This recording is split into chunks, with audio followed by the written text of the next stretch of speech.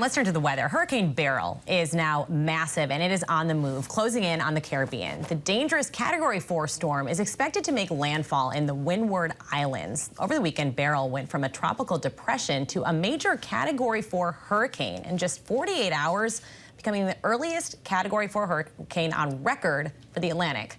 Life-threatening and potentially catastrophic wind, waves, and storm surge are already hitting islands. Heavy rain and flash flooding are also a major threat. Hurricane warnings are now in effect for Barbados, St. Lucia, Tobago, and St. Vincent, and the Grenadines.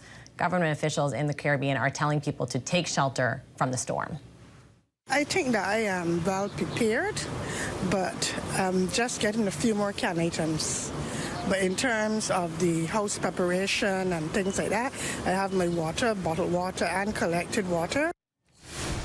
Let's bring in Cristobal Mena. He is a disaster manager expert, and Dan Brown. He's a senior hurricane specialist with the National Hurricane Center. Thank you both for being here. Cristobal, I want to go to you first. What preparations look like? What do you see ahead of the storm, and what kind of preparations are underway? I'm in Grenada nowadays, so I'm just bracing the storm. And what we're seeing before, the national agencies, that they've been sharing information to the public constantly on how to prepare, on how to look for shelter. And the last news is that the hurricane has hit already Carico, which is on the northern side of Grenada. It's another island.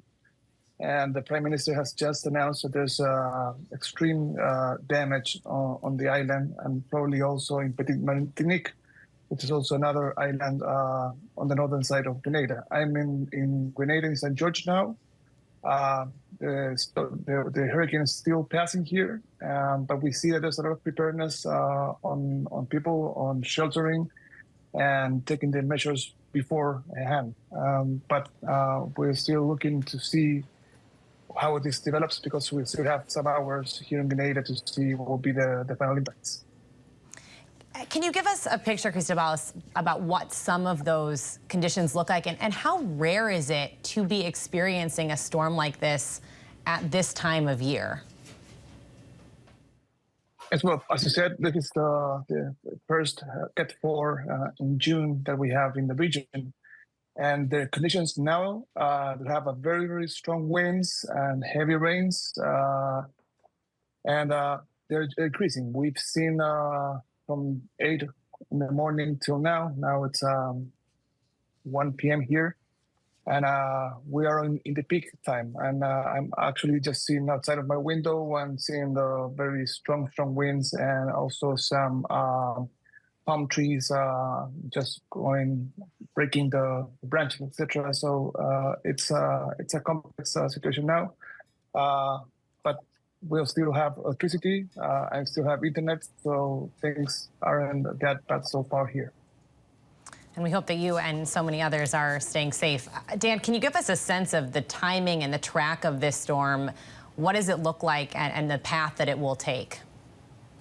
Sure. When we look at a satellite picture right here, we can see that eye. It's been moving across the southern Windward Islands. It is producing catastrophic winds in Carico and also parts of Grenada. We recently had a report of wind gusts of 92 miles per hour, gusts to 121 miles per hour there on Grenada. So it is going to continue moving through for the next several hours. As we look further down on the forecast track, it looks like this storm is going to pass across much of the central and western Caribbean over the next several days, passing near Jamaica on Wednesday, and then could threaten parts of the Yucatan Peninsula or Belize as we get toward Friday and the end of the week. Wow, 120-mile-hour winds. That is powerful. Dan, can you give us a little bit of a sense of how climate change can be contributing to this? Is there an impact that is having on this being such a rare storm this time of year and so powerful too? Yeah, right now we're really focusing on the impacts of those islands, but we have seen record warm sea surface temperatures across the parts of the tropical Atlantic, which likely contributed to this storm's formation and intensification. And it is one of the earliest Category 4 on record that we've ever seen. One to keep watching. We appreciate both of you being here, Cristobal Mena and Dan Brown. Thank you so much.